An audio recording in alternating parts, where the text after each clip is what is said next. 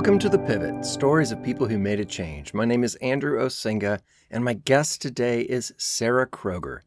Sarah is an amazing singer-songwriter. She's an artist that I started working with, 7 or 8 years ago now. Somehow I got connected to her through a friend of a friend and heard a couple of her songs and thought her voice was really beautiful. And I was at a period of my career where when I found interesting artists, I would just send them messages and say, hey, I think what you're doing is cool. Can I take you out for coffee and hear your story? And if I can be of any kind of encouragement to you, I'd love to do that. And so I would do that with tons of artists and still try to do that, but I don't have the opportunity or the time or the corporate credit card to do that like I did back then. But I eventually signed her and we ended up making a number of records together, and she's been a part of the Faithful Project, this project that I got to help put together a bunch of female artists and authors. And she's been a huge part of the Anchor Hymns project that I get to lead. And also, she's made so many amazing records that I've been really blessed to be a part of. And now she's an author. She has just put out her second book, which is a kid's book. And earlier this year, she put out her first book, a devotional book. I have it right here for those of you who are watching. It's called Belovedness. We're going to talk about it on the podcast, but if you can see it, it is so beautiful, just a beautiful book. One of the most fun parts of the job of kind of artist development is watching an artist find their voice and kind of find their superpowers. It's like that montage of a superhero movie where like Spider-Man realizes that they can do all these cool things and you see them learning their superpower. And that's always like my favorite part of those superhero movies. And that is this part of artist development where you get to find a songwriter and watch them realize, oh, I can do this, I can do that, I can do this, I can do that. And I got to watch Sarah do that up close. And through that process, also just became good friends. Sarah's inspiring to me. Her work ethic, her drive. She does not commit half-hearted to anything. She doesn't commit quickly. She thinks about something, and when she's in, she's in. And I really respect that. And I know you're going to love hearing from Sarah today, especially for those of you who might find yourselves in places where you're a little unsure about where you are, whether it's where you are with your gifts and your skills, where you are in your career, where you are in your own personhood and identity, how you feel about yourself. Sarah has done a lot of work in her own life and heart around that whole idea, really wrestling in a beautiful way with this idea of I'm loved by God, and what does that mean, and how do I live that out? That's reflected in the way that she works, the way that she lives. And I know you're going to love this. So here it is, my chat with Sarah Kroger.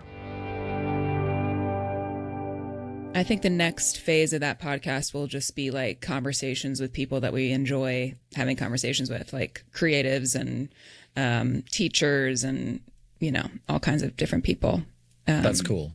Just to have like, the goal is no filter conversations around faith. I don't know how no filtered we'll be able to get, but as real as you can be. So we'll see. Well, that's the glory of the internet. You can be as unfiltered as you want to be. Yeah. As long as you feel like you can be, I guess. Yeah. Yeah. I mean, you can. Other people might judge it and try to cancel you and, Yeah, that's it, isn't it? That's the risk. Yeah. But maybe it's worth it. Yeah. Well, that's good. I love it. I think you guys have been doing a good job. It was really fun. It was really, really fun. And but it was a lot of work and, just we'll see. We'll see where it ends up. But I just like having all these mediums and the ability to, express yourself through different means, and conversation is like really interesting to me. And, I love podcasts. So, so we'll see. But you're starting this back up again. Is that right?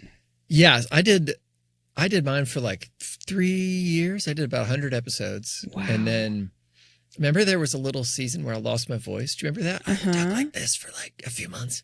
And then I stopped doing my podcast because I couldn't talk. Jeez. And then I just never got going again. And so now that I'm putting out my book and doing all this stuff, it just feels like, I don't know, it just feels like I would like to do it again. And when's the book coming out? I didn't know that. Oh yeah, it comes out October 7th. And amazing. Well, you've done. We'll talk about this. We'll talk about books. But especially, I don't know. I just started.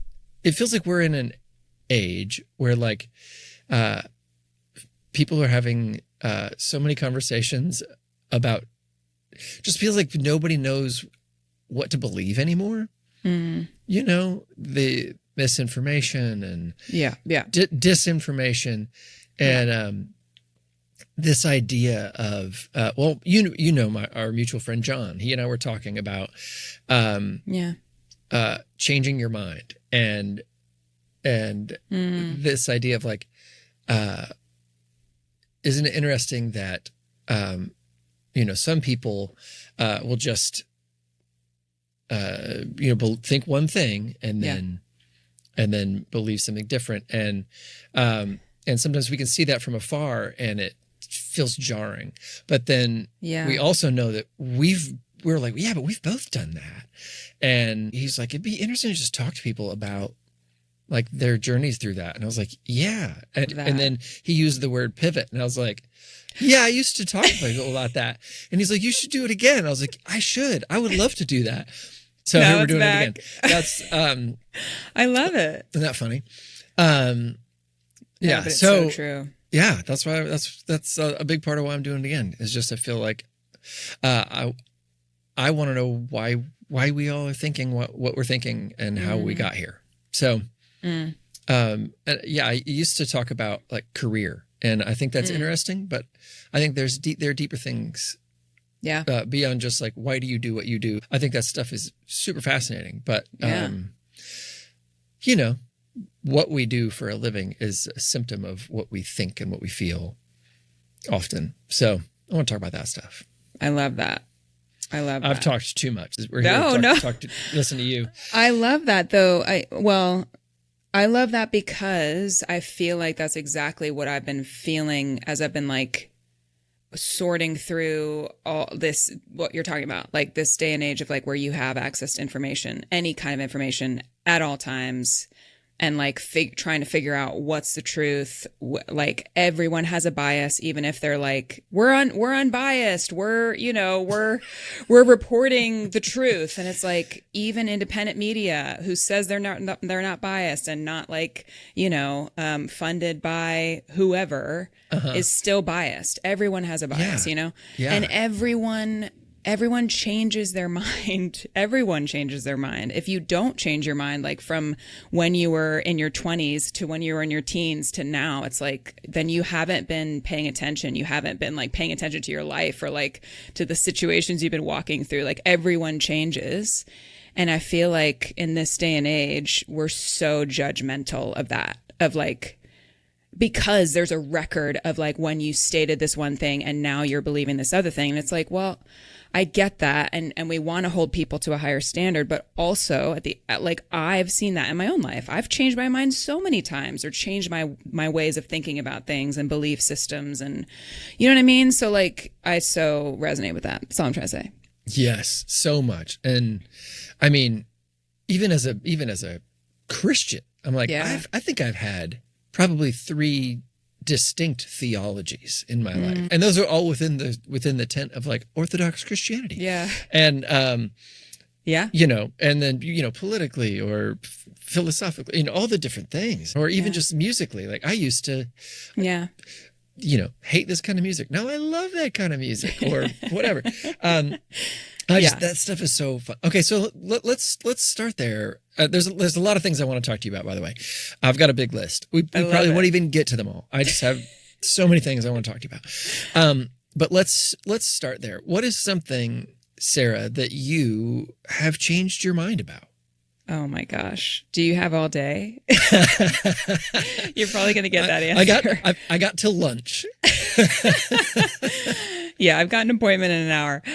No, but seriously, I mean, so much. That I think that's the beautiful thing about getting older, and the thing that I've loved about being in my 30s, which I'm sure my 40s are going to be even better, in my 50s and whatever. Like, I love this about aging, that you can look back on your life and just witness like yourself and all these stages, and kind of like, to me, just to like look at myself in my 20s and think like, just with kindness, honestly, like that's my feeling towards myself, is like kindness. And like, she really thought she had it all figured out. And thank God I did not.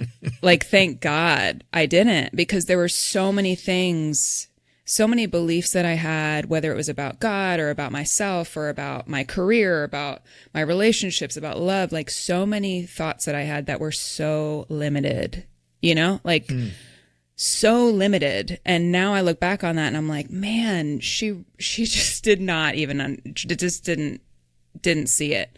And now I'm like, there's so much that I just don't know, you know, like so much that is just a mystery, and I'm learning how to like be okay with that. But when you asked me that question, like the thing that came to mind first, which has been a big one for me, is that when I was younger, I believed that it was my responsibility to make people happy. Like, I am a recovering people pleaser and perfectionist. I believed that, that it was up to me to keep people happy. I am a 9 on the Enneagram, so it's not shocking to say that. Okay.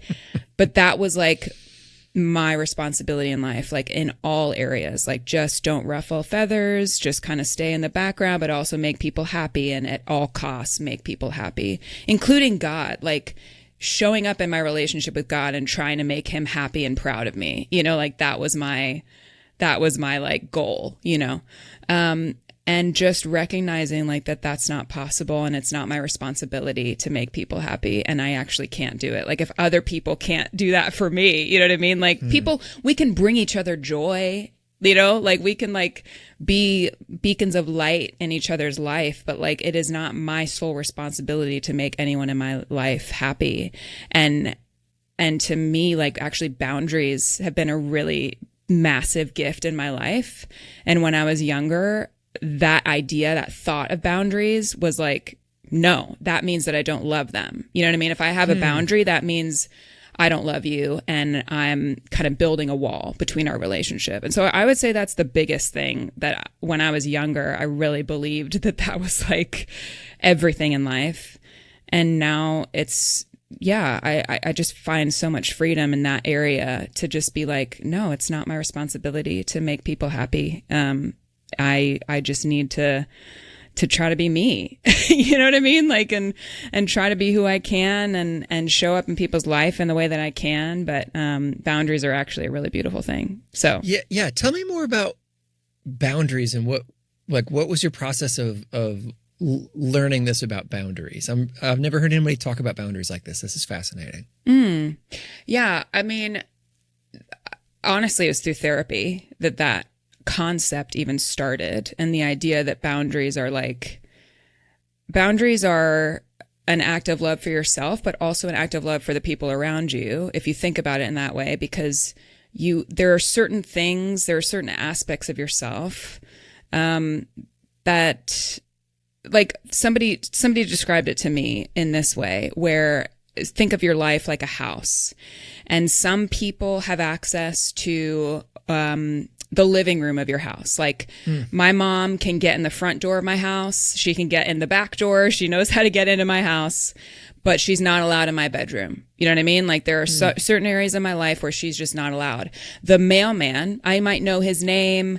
I might like talk to him, but he can only come to the front door of my house to drop off a package. If he were to come into my house, it would be a little weird. It would be a little intense. It would be too much, you know?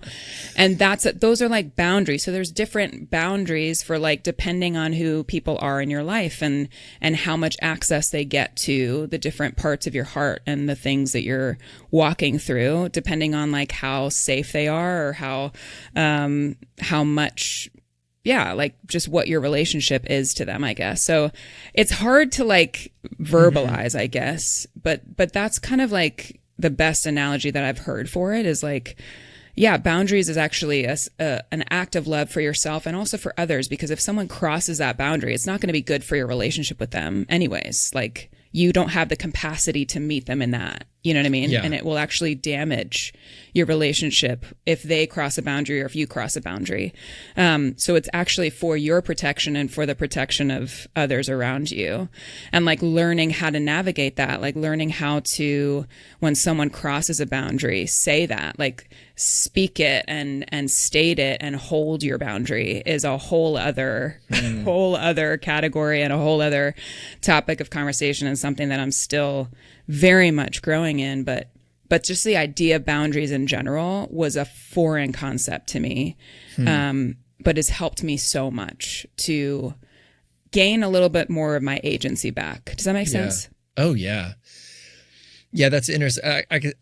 I think of two things immediately. One is that like I know that feeling of finding yourself in a room and realizing, oh, I don't belong here. Like this is not the place for me. Like, yeah. Yeah. You know, like, you know, it's almost like going back to your high school when you're not, you're in college now and you're like, oh, this is not my place anymore. Yeah. You know, that's like that feeling of this used to be my place. It's not my place anymore. And at the same time, I've got, two of my daughters one's in college, one's about to go to college. So I'm watching them develop their boundaries. And it's interesting because it's like a healthy thing and it's a good thing. And the boundaries are to keep me out, and I'm both celebrating it and mourning it, because like, oh, you need this. This is good for you. This is healthy. And I don't like it because I want to be like you're my little girl. But also like, this is what you need. Like you need to make your friends and you need to live your life. And like, you need to depend on other people that aren't me. And like, that's good. But learn how to navigate, learn how to navigate your own world and make your own decisions and like wrestle with things and learn who's safe and all of that. Yeah. I bet that's super hard as a parent to be able to let go of that for your kids. It's my responsibility to celebrate their boundaries with me, and that's been my my challenge this year. Is when they put up a boundary for me to be like, yeah, good for you. You're like, oh, that's no fun. Anyway, but good for you that you are learning that, and that is. I mean, continually, it's a balance. I think sometimes too, you learn the hard way, like with anything in life. Sometimes your boundaries are too strong, are too intense. You know what I mean? And sometimes they're way too loose. And it's just like with everything, you just kind of learn like it's a balance. But that's been a huge one for me in my life, for sure. What has that given you back? Like that you've had those boundaries. Like what has that given you? Yeah, I think I come back to that word agency, because for so much of my life, it was just deferential. Like any opinions, any decisions, like it was always what other people wanted, again, to probably maintain peace, peace faking, as my therapist likes to call it, because it's not possible. You know what I mean? Like, people call nines peacemakers, but it's actually peace faking, because you can't get through life without conflict and without tension and without, trying to resolve things. You just can't get through life without that. So I think it gave me agency back to just recognize like that I am capable of having boundaries and like worthy of having boundaries, and that it's good for me to do that. And it's an act of love, like I said, for me and for the people around me to have boundaries. And it's allowed me to grow into myself, like, and to grow into, what does Sarah think about this thing? Which sounds like such a simple simple concept. Like I know that there's, like, my husband, for example, does not struggle with that at all. Like, at all. He's got opinions for days. I love him for it. I believe this about you know him. what I mean? Yeah. Like, he shows up in a place and he's like, everyone's gonna love me. You know, like, in a good way. Just like super confident, self-assured.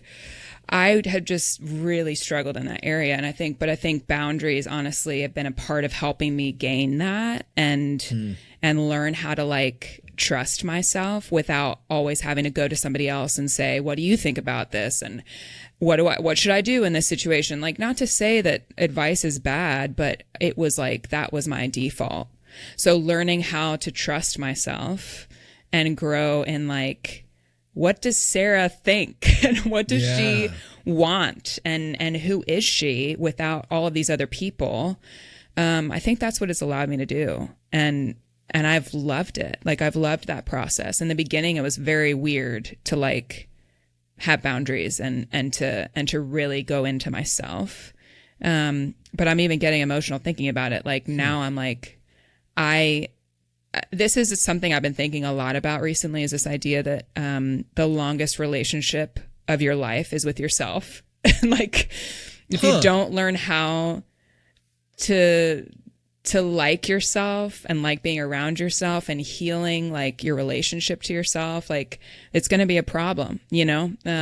Not that we should be self-centered, but we should be aware of the things going on internally and like learning how to, like, be with ourselves and be okay with that. I feel like so many of us are like use this to numb out, like our cell phones or the internet. Like, we just don't want to be with ourselves. We're afraid of ourselves. We're afraid of our thoughts. We're trying to numb ourselves out and get distracted and get lost in other things. And I've been really trying to grow in being okay with being with myself and with my thoughts and just navigating the world that is my brain and my heart and trying to figure out, like, how to be a regulated person. I think being in nature helps with that. I think conversations help with that. I think meditation and prayer and breathing and all of that, working out, I think all of that, like, helps you to figure out how to, be regulated and be at peace with yourself. Yeah, that's a really beautiful thought. Okay, that actually leads me to something I want to talk to you about. You've had an experience that I think is similar to I know a lot of people have gone through, but I haven't. You moved in your 20s to a new city. Yeah. Which I know a lot of people will, like, go to a city, you know, right after high school or something and or stay in the town where they grew up. But when you move to a city in your 20s or 30s, you're not moving to a place where there's, like, a college dorm or, it's a lot harder to find friends, to find community, because everybody your own age is not in one place. Yeah. So you have to work a lot harder to find people. Yeah. How old were you when you moved, and what was that experience, and what did you learn from that? Yeah, I was 29 when we moved to Nashville. And Dom and I were newly married, and we knew a few people here, like a handful of people that I had written with before, but I remember feeling like, I mean, and this is a whole other topic, but I remember feeling like Nashville was this, like, untouchable place as a musician. I was like, oh, it's like the Mecca and I don't belong there. You know, like, to live there is like to be set apart or something, which is ridiculous, but it's just so ridiculous. I always have just a bunch of waiters just wishing they had Exactly. Yeah. And now I see it totally different, but at the time it was like this, like, wow, to live there would be amazing. And so, like, I had some friends here, but yeah, like, I think that's something that a lot of people don't talk about, is, like, friendship in your, when you're older, and how hard that is, and, like, finding community, how hard that is, especially if you're not plugged into, like, automatically into a community, like you were saying. And so like we had to just like find that. We just like kind of shopped around churches, and then, you know, some of our friends would invite us to their house for dinner, and we would meet people through that, and then try to, like, it was a lot of like building phase for many, many years, and just like years of trying to get comfortable around people. And I think, you know, you can't make old friends. And now I feel like I'm at a point where we have what I would consider like older friends, like the length in terms of the length of our friendship, like people who've seen me through we've been here 9 years now. So like I have friends that have been with us for the past 9 years that I consider old friends, but it took a really long time, and it took a long time and a lot of us going to people's houses and driving all around the city and just like investing in it. My husband especially has always been very, very passionate about community and friendship. And so, just kind of like taking the time to do that. I think it requires more time than you think. And it requires you putting in the effort to make that happen. You know, if you want community, like you have to put in the time to do that. It's not going to just fall into your lap. And I think for a while there, I just kind of expected it to just happen. You know what I mean? Yeah. So I would say that's the biggest advice that I would have for somebody is like, if you go to a new place and you want community, like just put yourself out there, like go to the church down the street and then try another church if there's not people there, or like if you see someone in the pews that's like maybe close to your age, like go up to them and introduce yourself and say hello, and like maybe we can hit it off, or like just put yourself out there, you know, because you never know what one of those connections could lead to. Yeah. Yeah. Well, you also have what is kind of a unique story in the world that we work in, and, you know, Christian music, sacred music, whatever you want to call it. And, you know, we both have conflicted thoughts about what we want to call it. But I've been feeling more and more strongly that we have in our community and industry a deep hole, chasm, whatever you call a need for mentorship. Yeah. We have a very big lack of that kind of relationship. We have people, you know, who, you know, like you and I, like somebody that will sign a young artist and develop them or whatever, that will, you know, but we don't have a lot of mentors. You had a mentor. Yeah. Would you? Many, I would consider. Really? Would you share with us that experience or those experiences and what you learned from that? How that shaped you, how that's shaping you now? Yeah. I mean, I would say I would not be at all where I am today as an artist, as a person, as a songwriter without. And I wouldn't even call them official mentors. Like I just consider them mentors, you know, like people who took me under their wing. Like you were in like a big brother, big sister songwriting program. No. You just had older songwriting artist friends.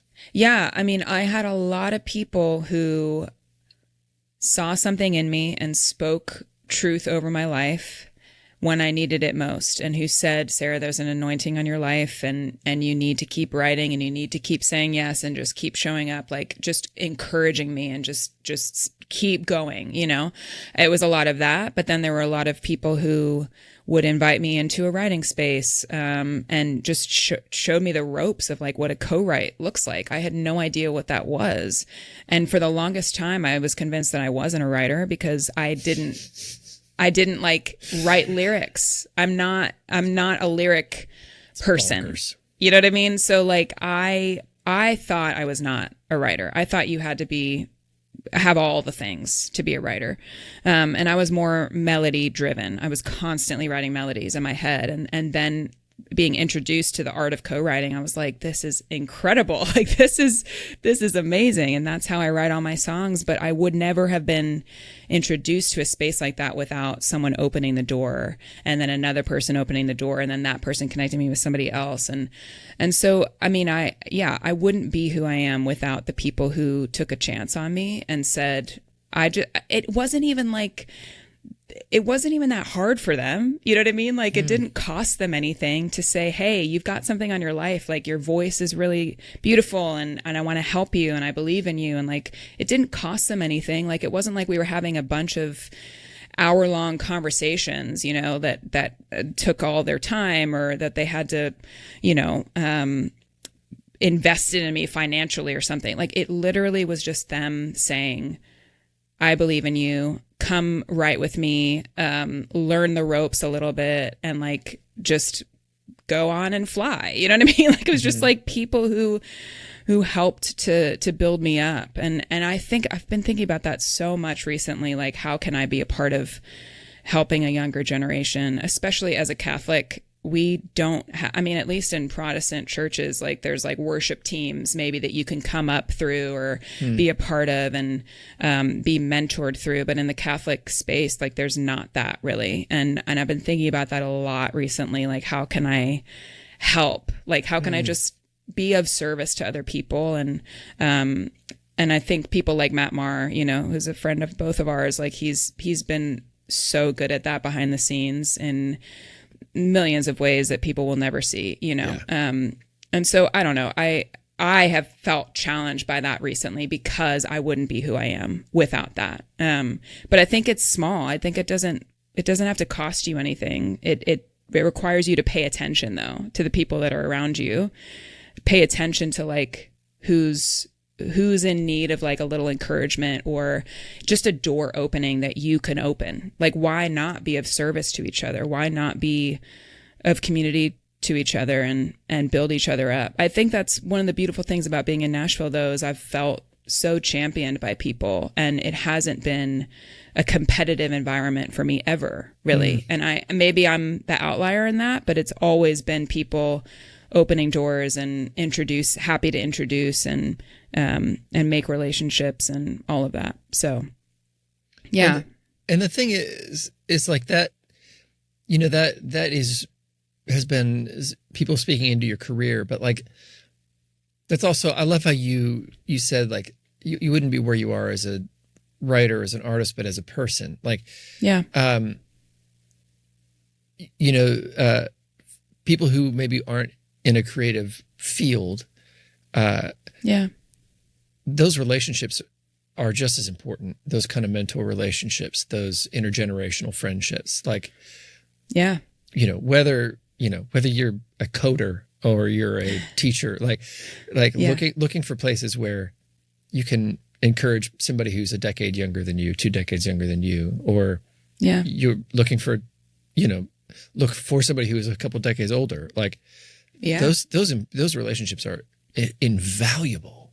Yeah. And we just don't have a lot of spaces where those generations meet, unless they're your boss, you know, or they work for you outside of probably the church.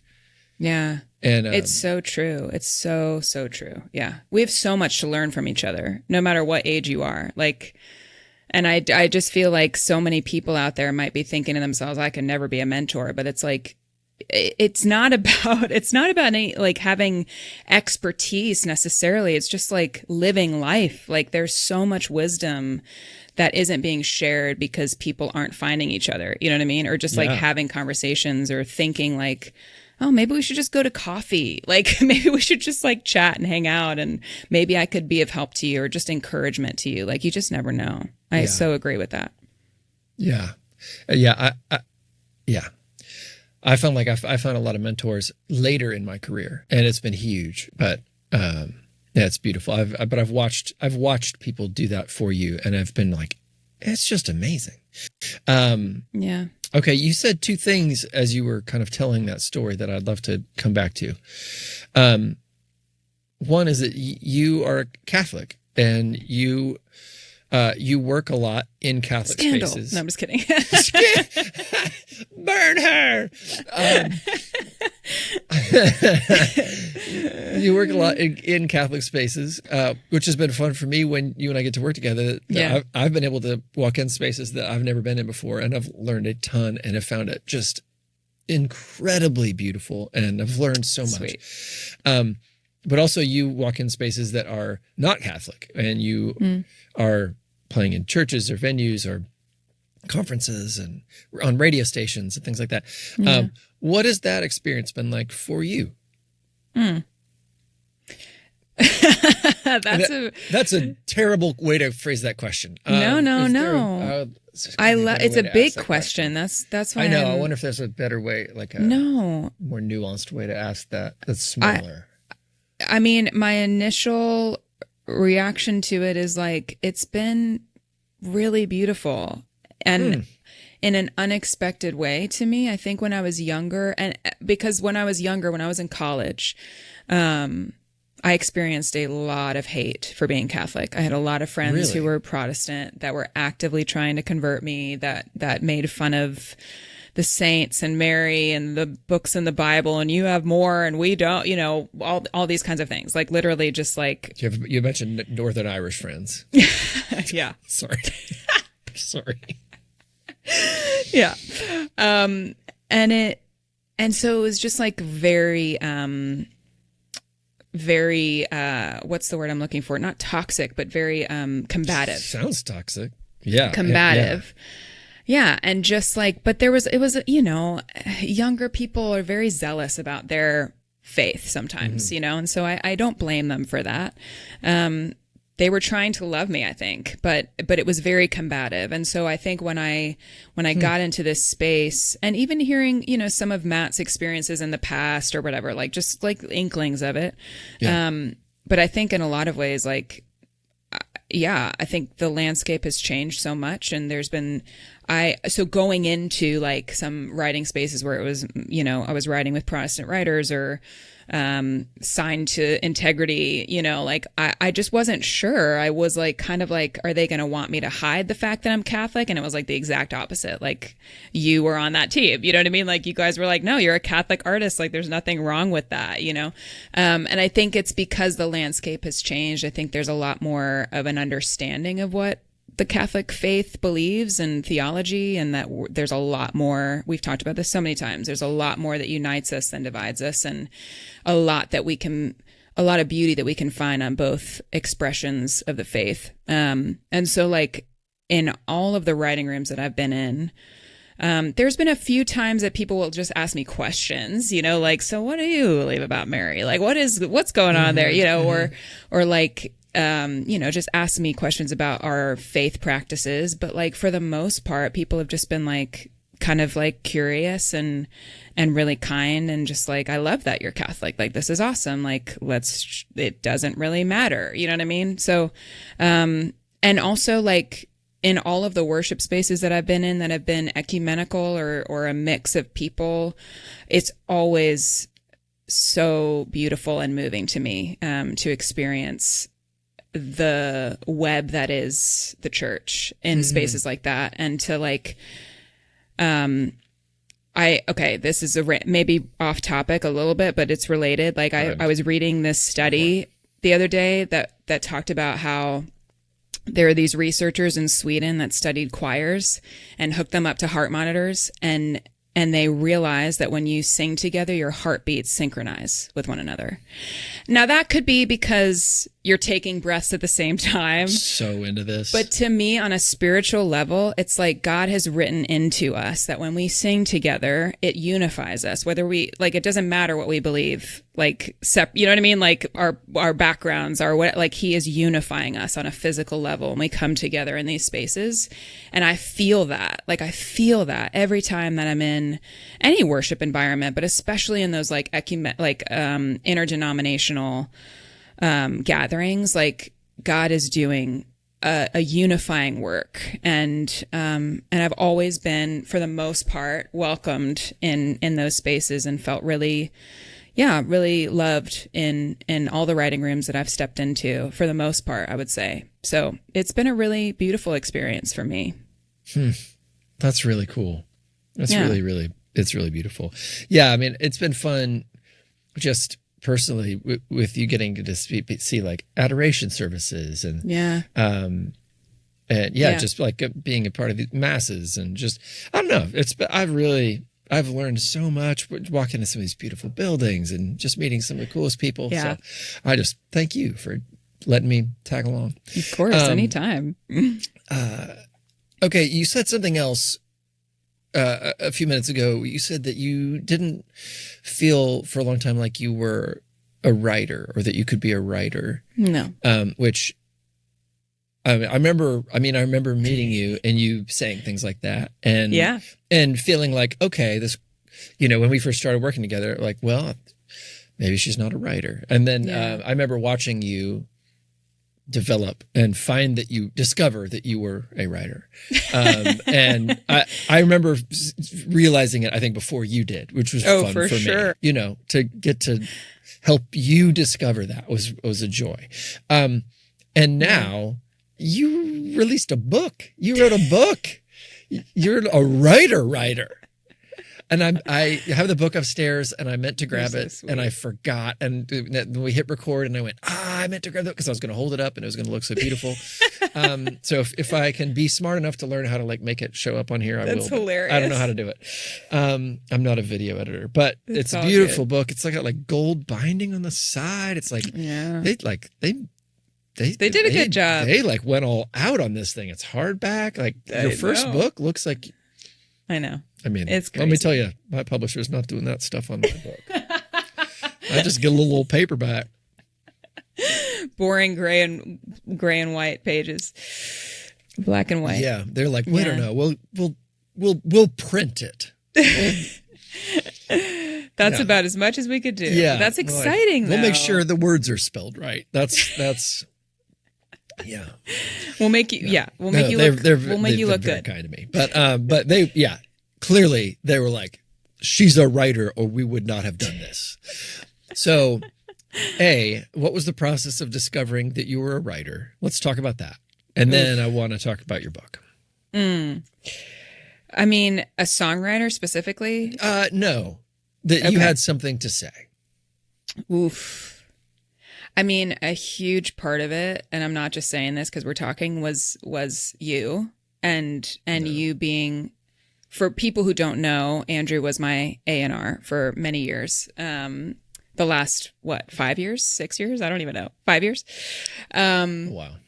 I think, and I think a huge part of it was like that relationship and just even being an integrity, and people like Mark Nicholas or people just, again, pouring into me and saying like, you can do this, like, and putting me in rooms that I was like, why am I in this room right now? Kind of things. And also people like Leslie Jordan and The Fold. I don't know that they still do that. But it was like a creative writing retreat kind of experience. And that really just focuses on building you as a writer and your affirming your voice. That was a huge, what a powerful thing she does. Huge thing. Yeah. For me to be a part of, and multiple things, like through Faithful Project and doing that through Faithful, but also like doing it through The Fold. And I think that was a big thing for me, and a big turning point, a big pivot, if you will, was doing those kinds of experiences and being like, oh, I have a voice. I didn't even know that I have a voice inside of me. Like, and again, it's like learning to trust myself, learning to listen to myself, learning to find that voice and allow it the space to come out, like, and say whatever it is that it wants to say, and making space for it to come out. That was a huge part of me learning that I was a writer. And even now, like in the past, I think I would have been like, I would have been hesitant to say I'm a writer. I still would have been after some of those experiences. And even I could feel like the inklings of me feeling that even now as I say it, like, but I am a writer, and I can say that and like believe it. And, And like, I love that I can say that. I love that that's a part of my life. And that this is like how I get to live my days, is through writing songs and now a book like that. It was never, ever, ever, ever on my radar that I would do that. And I also want to I just want to add a disclaimer. Maybe this is bad, but it is a devotional. It's not like a novel. It's not an autobiography. It's not like, it's different. It's like little snippets, vignettes. You know what I mean? Like, that's different to me than writing like a novel. It's a couple hundred pages of them, and it's a hardback. It's got your name on the side. I know, sells for $18.99 at a bookstore. It sounds like a book to me. I know. It Voskamp sold a couple million of those things. That's called the book. True. Okay. All right. Point taken. What kind of book it is? Yeah, it doesn't matter. Yeah, it's a book. It's a book. I know. It's funny though, right? Like, even as I'm saying, I'm like getting sweaty, like talking, like I don't know why. Don't downplay it. Yeah. Like, owning it is very hard for me. Just like the book talks about owning your belovedness, blah, blah, blah. But truly, like, it's such a battle for me sometimes. So yeah, I never, ever thought that I was a writer, and those experiences just completely shifted it for me. And I wish that everyone, whether you think you're a writer or not, I wish that everyone could go through like a fold exercise. Because everyone is a writer. Everyone has a voice in them. Everyone has something to say. Mm-hmm. Sometimes you just don't know it, like, and you haven't been given permission to say it or to write it or to, speak it out loud. So yeah, I think everyone should go through that. Everyone is made in the image of a creator. Yeah. And if we are, that means that we are a creator of some sort. So whether how we create can look like a million different things, but some of us use words, some of us use wood making tools, some of us, but we are all creative, whether or not we do it for a living, even. Yeah. But, yes, it's so beautiful. So, tell us about the book. So it's a devotional. Yeah. It's based on this song that you wrote that is just a stunning song. Thank you. And you know this, and you can't say it because it's your song, but I can say it. And I've known it since I first heard it. And it's a song called Belovedness. And so people have responded to this song just immediately and consistently for a few years now. Yeah. And so how does the book work? Tell us about the book. Yeah. So the book is a lyrical devotional, which I never heard of that before. Yeah. It's really hopefully cool. Hopefully this is the start of something new for the space, because I think, inventing a genre. Well, really, it was the publisher. Thanks, Dayspring. They were the ones that were like, "Hey, we would love to do this." And so it's basically just line by line of the song "Belovedness." You have like such small real estate when you get to write a song of what you get to say, which for the most part, I really love that. Cause there's mystery to it, and, it leaves some room for people to kind of add their own interpretations to a song, or like, place it on their life or situations or whatever.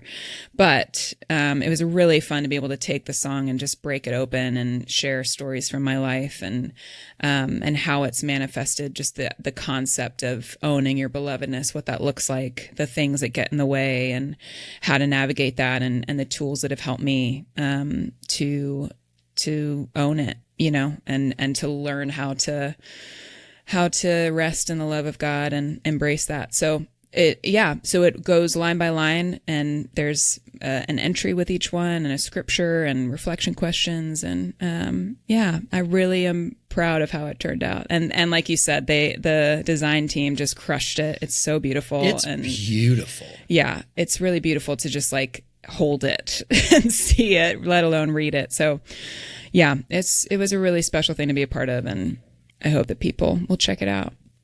Yeah. Well, something else there are a couple other songs that you wrote that have been meaningful to me in a just a unique way. And we talked about this a little bit a few months ago. You and Sandra and I did an interview with Christianity Today. Yeah. Where we talked about this evening we had with the Anchor Hymns project that we're all a part of. But you wrote 2 songs on the latest record that How Precious Your Presence and The Garden. And both of those songs just kind of wreck me. And sorry about that. The songs wreck me, but also like the whole night was that was a really special night for me. Yeah. And I think for a lot of us. And your performance that night was just like on another level. And people can hear it and see it. You know, you can hear it on the record. You can see it on the videos, which are just kind of beautiful. Would you tell us just a little bit about that night and what made that so kind of unique and special? Yeah. Yeah. It's so funny that you said that performance was really special to you because, and I know we've talked about this, but it was like in the middle of a really raw, awful spiritual season for me. Like really, really dark season for me when there were a lot of questions happening and God was basically, for all intents and purposes, silent to me. Really for the first time in my life, for so many years, I just experienced the presence of God relatively easily, you know, like could find him relatively easily and feel him and sense him. And like, that was a time in my life. It was like dead center in the time of a real, desert and darkness. And I remember, us praying before that recording. I always forget her name. What is her name that led the prayer? Oh, She's Ashley. Like Ashley Cleveland. Yes. She's like a An spiritual actual midwife. living saint. She is incredible. And I barely know her. Like I still barely know her. And I'm just like so drawn to her because of this experience. But she was leading us in prayer and she said, just take a moment to be in the silence and ask God to say whatever it is that he wants to say to you right now. And I remember being like, see, we're not speaking. He doesn't got anything to say to me and I don't got anything to say to him. Okay. Like I was just like so bitter, so upset and just like, whatever. Wow. But I remember going into it and being like, all right, whatever, I'm going to open myself up. And I immediately heard, I am with you always. And I just start bawling. I mean, and still to this day, that moment, it was like a light in the pits of like a cave. You know what I mean? Like it was like a little light went off.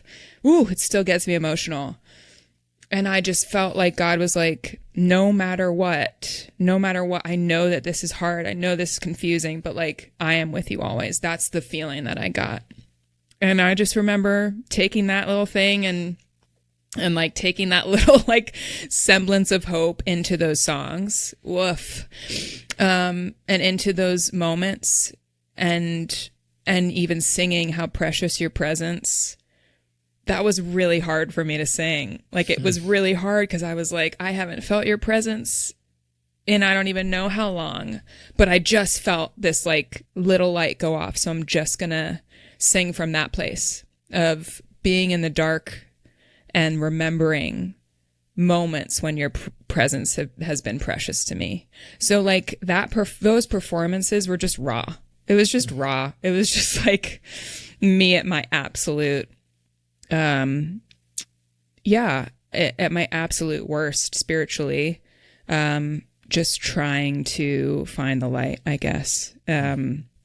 So those were really, that night was really special to me too. And for a myriad of reasons, that night was super heavy, just being at Covenant and the other things that were going on with other people behind the scenes. And, there's just a lot of heaviness going into that night, but like getting together was, for those that was, we did it in the sanctuary of this beautiful church, but it was the site of a school shooting. That had happened there 6 or 7 months before. And that was the first public event that had happened in that room since the event and the shooting. And there still are like bullet holes in one of the stained glass windows. This girl had come in and had fired some shots in the sanctuary, shot out a window picture of Jesus, and then went and did what she did.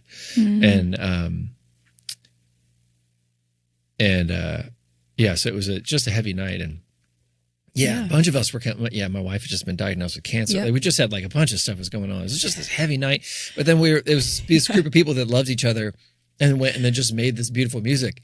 And it was it was this sweet night at the same time.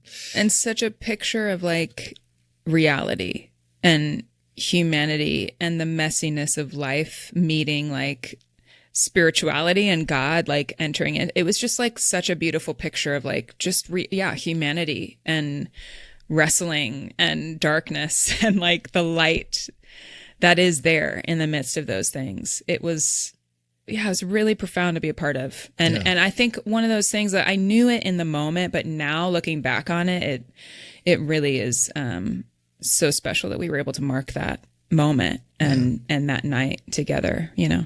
Yeah. Well, and what's amazing is that was like just a fraction of the amazing work that you put out that year. Cause you also put out your own record, that was just ridiculous. And I was, I got to help you on that record. And you, speaking of writing, you wrote what, 60, 70 songs? Yeah, something like that. To be able to get to how many were on that eventually? Was it 13, 14? I think 14 or 15, yeah. Like on the deluxe album, I think it was 14 maybe. Yeah. Yeah. What a crazy process. And I think, 11 on the full, the regular record or whatever. And, And I would say that it sounds like I don't care. No. My time at the record label ended kind of right before the record came out. So I wasn't involved in the very ending of the record, which was a little weird because I was involved deeply for the first, for 2 years in it. We worked on it so hard. So hard.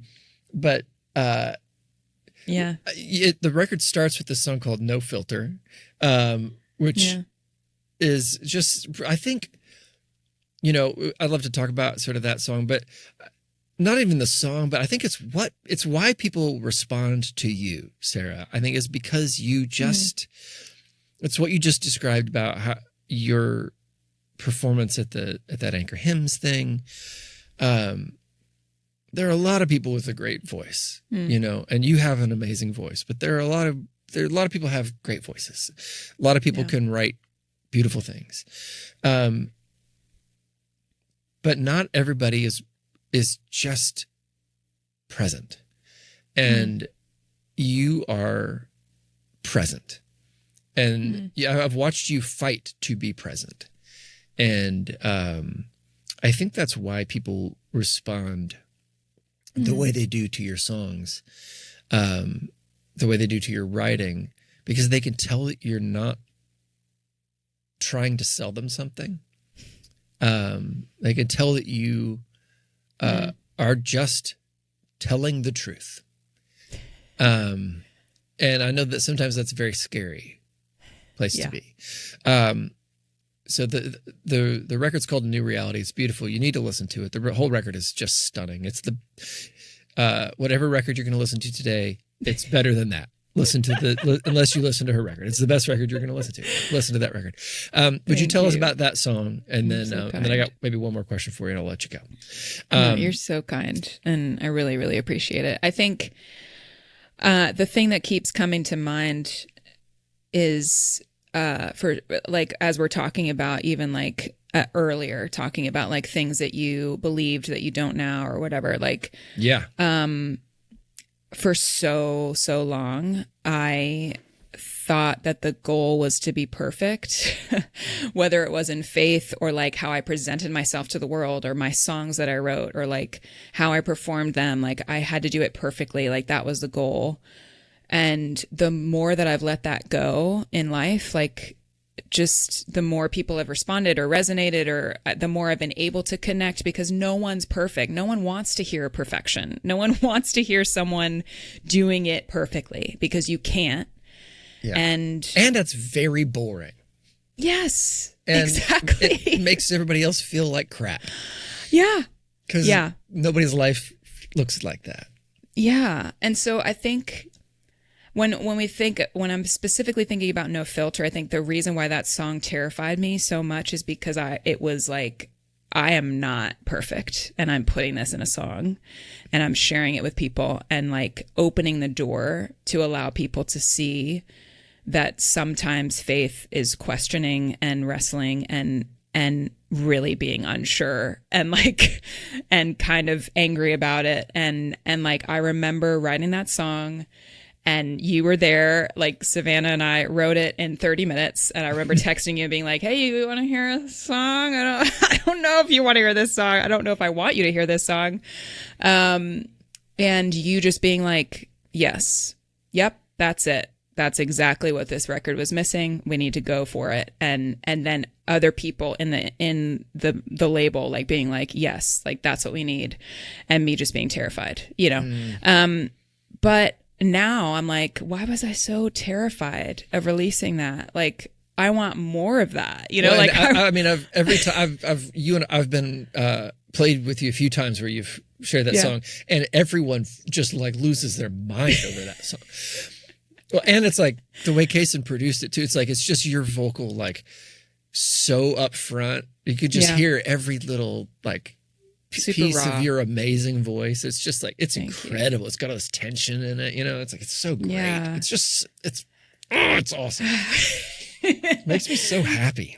Those are the moments when you're like, man, I love music, you know, like I love that we get to do this. But anyways, great. I can't believe now I'm like, wow, I like that wasn't even that bad. You know what I mean? Like when I released it, but I thought people really scary. It felt so scary. And I thought people were going to be like, cancel her. She's not a real Christian for doubting, you know, and it's like, no, like doubt is like a part of the fabric of being, trying to be a faithful Christian. I think it's like a huge part of this life and journey, and it's totally okay and acceptable and real and honest and like good.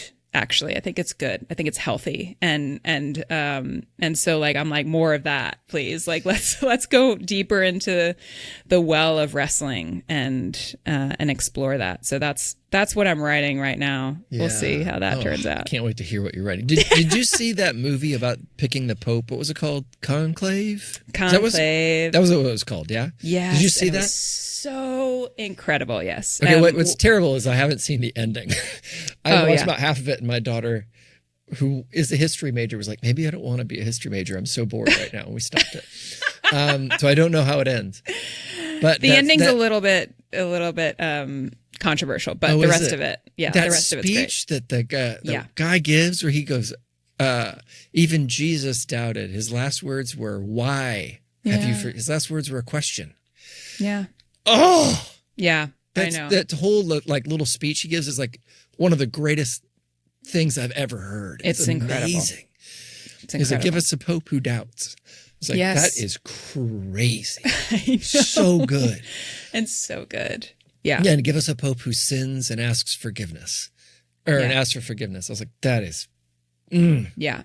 Because to me, so good. I mean, there's so many things we could talk about that, but to me, what that leads to is humility and into recognizing it, like leads me deeper into the mystery of God and recognizing like there's so much that I just don't know and that hopefully he will continue to reveal to me in my life. And that's okay. And our place in this whole thing. Yeah. It's okay. Yeah. It's a beautiful thing. So.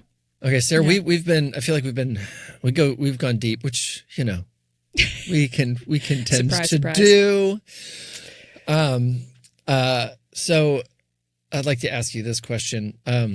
Okay. What has made you laugh the hardest in the last couple of weeks? What has made me laugh the hardest? Oh, that's a great question. I might have to think about. I mean, honestly, I don't remember what it was, but my husband makes me laugh every day. Your husband is hilarious. But I can't even tell you what about. He's just so witty and so fast and thinks about like come back so quick and like is like a comedian like in my house. So I mean, and he doesn't laugh. That's what is. He's like this dry. Very, very. So half the time I'm like, wait, is he joking? Yes, and he almost always is. Yes, almost always, and he makes me laugh the most, and I love that actually about our life. I'm kind of jealous of you because you get to hang out with Dom so much. Everyone is a man crush on Dom. Honestly, I have a man crush on Dom. It's okay. He's one of my favorites. Yeah, I get it. I really, really do. But he makes me laugh, whether it's a meme or a joke or whatever. I mean, yeah, I can't think of a specific thing right now, but definitely him. That's a boring answer, but there you go. Yeah, you guys are a power couple in that like each of you is lucky to have the other, and everyone's jealous of both of you because you just want to hang out with the other. They're just like, oh, you guys both scored. You're both awesome. I feel like we did. You're both just wonderful. I appreciate that. Okay, so you're writing for you're writing new things, which you'll tell us about when you're ready, I'm sure.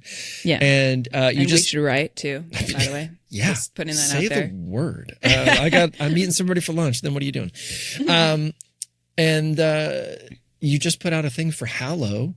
Yeah. Which was super cool. And there's a lot going on. I have a children's book coming out in next fall based on belovedness. With bears. Yeah. And it's gorgeous. I have a hymns project, Advent hymns project coming out next year. I mean, I feel like I'm kind of like chasing after what you do, which is like just never stop. Never stop. Have projects on projects on projects. So, just trying to keep up. Yeah. Trying to keep up. This is, I love it. It's kind of fun, isn't it? Just it making is. Stuff. Why not? I know. love it's fun. Yeah. You're awesome, Sarah. Thank you so much for hanging. And if people want to find you and what you're up to, where do they find you on this internet world? My website's probably the best place to go. Sarah with an H, Kroger, like the grocery store.com. SarahKroger.com. You've said that before. I've said that many times before. And yeah, you can find all the things from there. But I mostly hang out on Instagram. I don't really hang out on other places, but mostly on Instagram. Okay. Yeah. Wonderful. Thank you so much for hanging. Thanks for having me. Talk to you soon. Bye. Bye. Woo! So fun. Again, Sarah's book is Belovedness, and her new book, the children's book, is out now too. I don't have a copy of that to hold up. If you'd like another book that is not Sarah's book, you can get my book. It's called How to Remember, Forgotten Pathways to an Authentic Faith. You can find both of these at Amazon and all the other places. And they go really well together on your shelf. Just look at how the colors are complementary. And so are the themes in your heart. That's so dumb. Thank you guys so much for hanging out with us today. If you're watching on YouTube, please click, like, subscribe, all the things. We'll be back next week with another amazing episode. And now, go do something awesome.